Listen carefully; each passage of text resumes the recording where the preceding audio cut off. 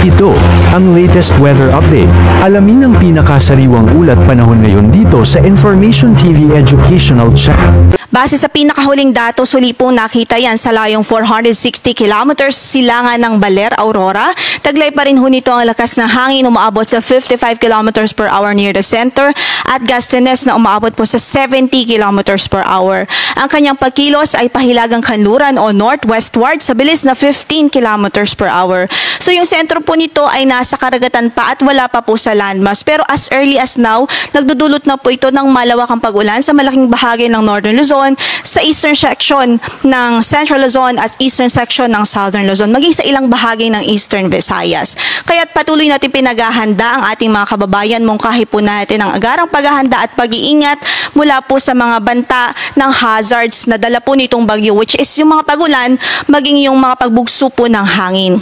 Maliban din po kasi dito sa tropical depression ay meron din po tayong habagat na umiiral pa po sa natitirang bahagi ng bansa at na-enhance pa po ito ni Tropical Depression Bising. Yung habagat nagdudulot ho yan ng malawakang pagulan sa kanlurang bahagi naman ng Luzon, kanlurang bahagi din ng Visayas at ilang bahagi ng kanlurang bahagi ng Mindanao.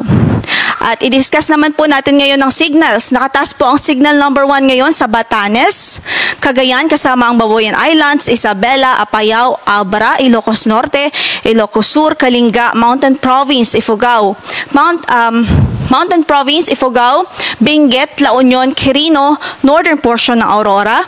Signal number 1 din ho sa Nueva Vizcaya, northern portion ng Pangasinan, northern portion ng Nueva Ecija, Polillo Islands, Camarines Norte, maging sa northeastern portion ng Camarines Sur at dito po sa Catanduanes. So sa mga nabanggit nating lugar, meron pa rin pong 24 to 36 hours na lead time para po totally ay makapaghanda tayo at makapag-prepare tayo sa paparating po na bagyo. Pero sabi ko nga, as early as now, nagdudulot na nga po ito ng mga pag-ulan. So in terms of wind impact lamang po o yung lakas ng hangin, ang nilalagay po natin o tinutukoy po natin sa signal o tropical cyclone wind signal.